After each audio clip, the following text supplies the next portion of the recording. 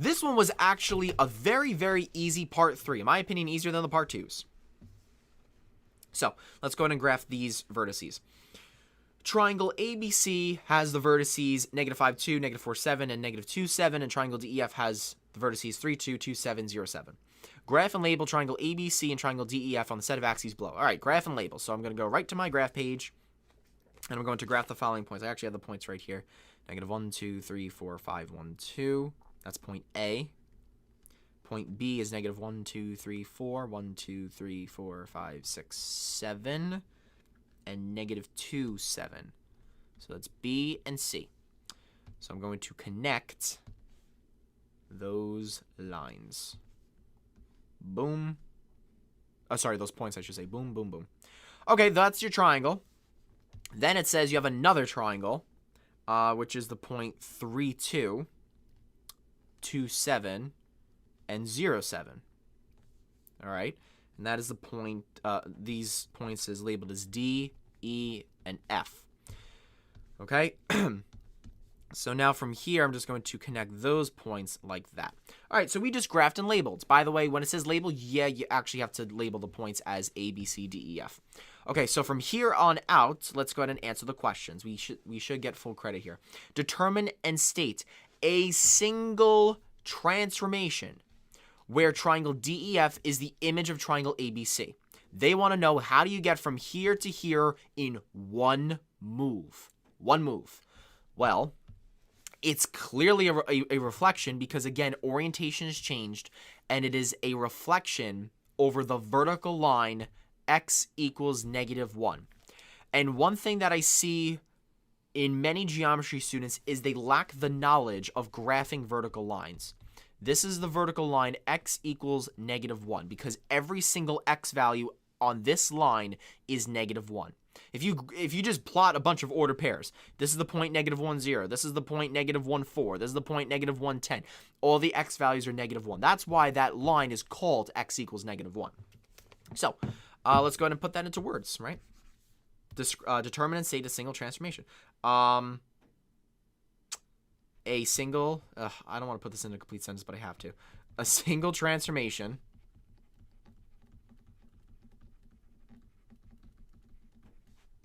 that would map triangle ABC onto triangle DEF is a reflection over the line x equals -1. That is how you explain your answer. Now it says, for the follow-up question, use your transformation to explain why these two triangles are congruent. Why are these two triangles congruent? This is on every freaking geometry read. Let's make sure that you know it. This is a reflection. It's a rigid motion. And remember that rigid motion is a fancy term for preserving everything. Size doesn't change. Shape doesn't change. Angle measure doesn't change. Area, perimeter, everything remains the same. It's an identical copy of what you have in front of you. So, your answer is triangle ABC is congruent to triangle DEF because a reflection, because we are reflecting, a reflection is a rigid motion which preserves distance and congruency. Make sure that you use big boy and girl words. Do not say preserve size and shape. It doesn't sound good on the Regents. Even though that you might get full credit, you're really not supposed to because we are in 10th grade or 9th grade if you are accelerated, or even 8th grade. You're supposed to say distance and congruency. We are big boys and girls now. Advance your vocabulary. And that's how you do question number 32. So question 33 is a given. So it says given RS and TV bisect each other at point X. So let's draw that into our picture. So RS and TV bisect at X. So that means RX is equal to SX. And TX is equal to VX. So I'm going to draw 2 dashes to show that those are equal. And it says TR and SV are drawn. So we see TR and we see SV. So it says prove TR, this symbol here means parallel.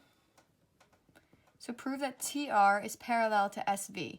So when we see this word prove, we think of our proofs table. So let's draw our table out. So we have our statements side.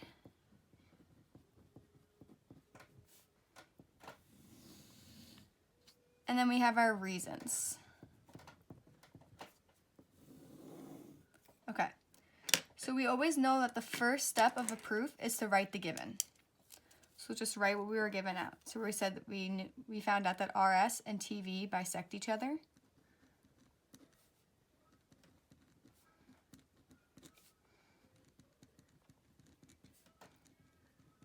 Bisect each other at point X. So I'm just writing what they're giving me. If you want, you can also write TR and SV are drawn.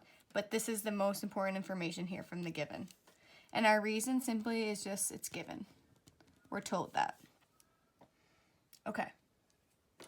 So now we know we can state that TX is congruent to VX.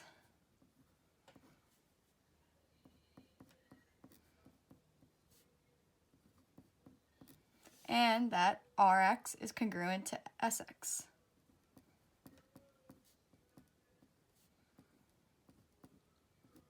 Okay. And our reason for this is that we know that it's bisected. So a bisector divides a segment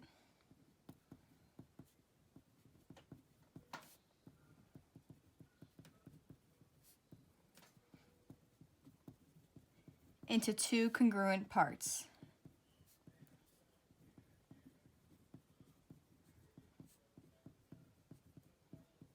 Okay.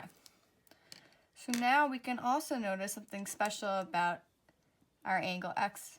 We know that angle TXR is congruent to angle SXV. And we know this because these are vertical angles. Angles that are across from each other are congruent.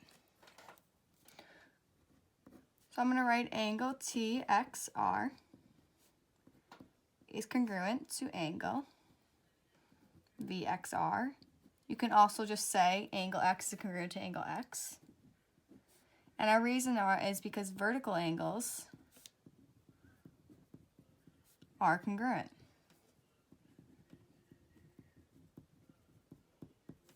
Okay. So now, if you look at this, we see that this figure is kind of split up into two triangles. We have triangle TXR and triangle VXR. And we can say that these triangles are congruent by our side angle side theorem. So our fourth step is triangle TXR is congruent to triangle. And I'm going to label this the same way. So I did T, the double dash line, angle X, and the single dash line, R. So I'm going to do it again. So I'm going to do the double line first. So it's going to be triangle V, then X, then S. And like I said before, it's from side, angle, side. These two sides are congruent, these sides are congruent, and the angle between the two congruent sides are equal as well. Okay. So then we can say that angle T, so I'm going to do two dashes for angle T, is congruent to angle V. And the reason I chose these two angles are to be congruent is because T and V map up with each other the way I wrote these triangles.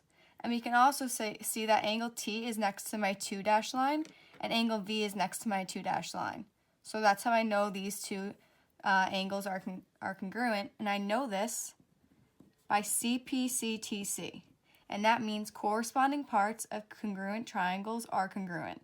So since I know the triangles are congruent, then I know their corresponding parts are congruent as well. And then lastly, that proves that TR is parallel to SV. And the reasoning is if alternate interior angles are congruent, then the lines are parallel.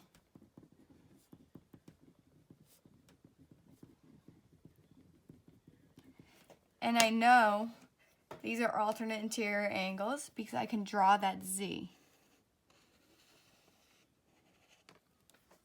And here's my angle on this side, and here's my angle on the other side. So that is number 33. Okay. 34 says, a gas station has a cylindrical fueling tank. So we know it's talking about a cylinder. So we want to make sure we know this is a cylinder. So it has a cylinder tank that holds the gasoline for its pumps as modeled below. The tank holds a maximum of 20,000 gallons. So the tank holds 20,000 gallons. So we know that is volume. So we were just told the volume of the cylinder. Okay.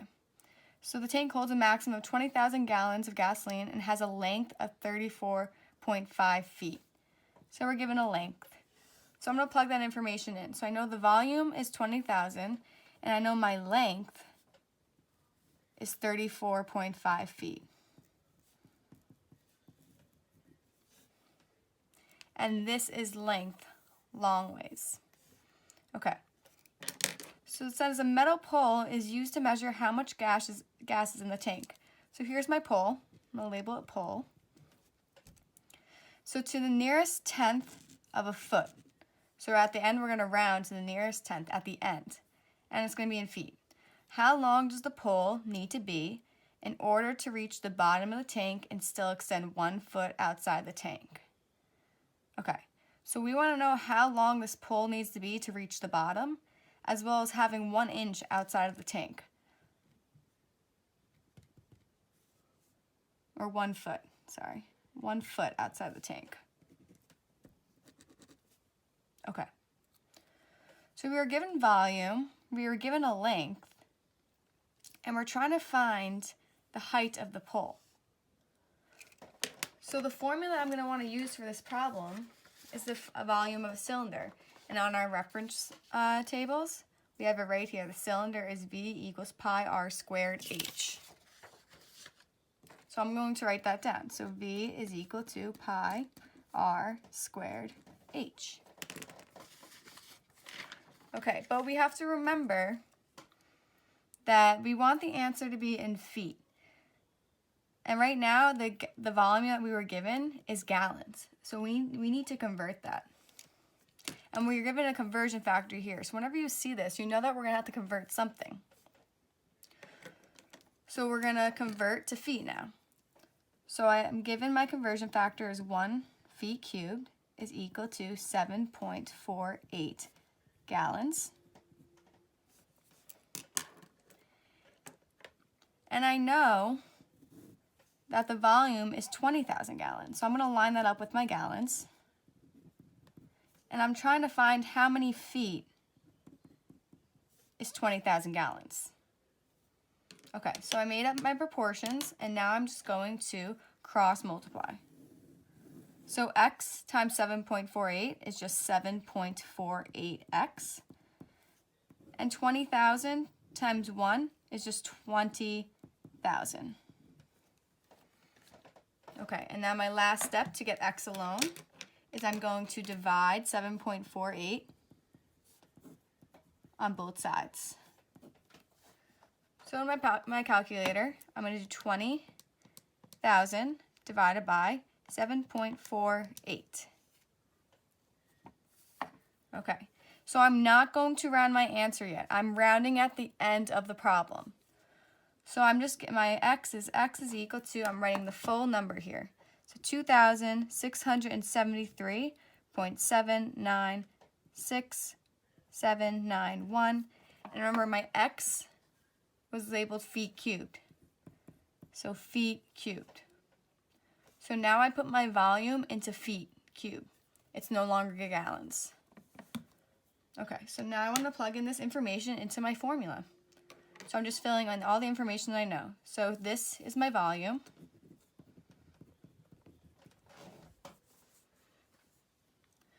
So I'm going to plug that in for V, so 2,673.796791 equals my pi. I don't know my R, so I'm going to leave it as R squared, but I know my height, the length, is 34.5. Okay. And the reason I'm using this formula is because we're trying to find the length of this pole to reach the bottom. So that's really, if you kind of move this over here, that's the diameter. So we're trying to find the diameter of here. So if we find radius, then we can multiply the radius by 2 to get the diameter. All right, so now I want to multiply. So now if I simplify this actually, I'm still just going to have 2,673.796791 equals, when I combine this together, it's really just 34.5 pi times r squared. Okay, so now I want to get everything away from my r squared. So my next step is to divide by 34.5 times pi on both sides. These cancel out, and we're left with r squared is equal to, so I'm taking my volume number, 2,673 point my long decimal, and I'm going to divide that. I'm going to do in parentheses 34.5 times pi, and my parentheses. Enter. Okay. So I'm still not rounding because this is not my final answer. But now my r squared is equal to 24.66944,789. To get rid of my r squared, to get rid of that 2, I need to take the square root of both sides.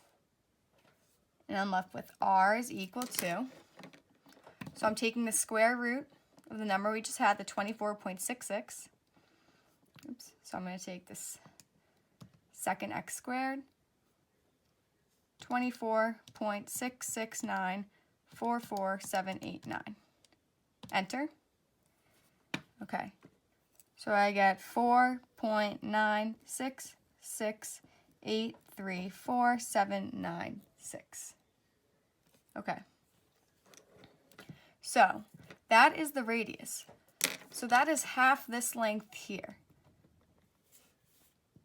But I'm trying to get this full length here, the full height. So in order to do that, I'm going to multiply my radius by 2 to get the diameter. So I'm going to take my radius, my long decimal,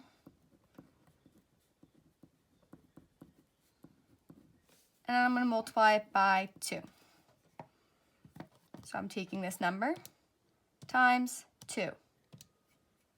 Okay. And I get 9.933. I'm not rounding yet, so do not round your answer.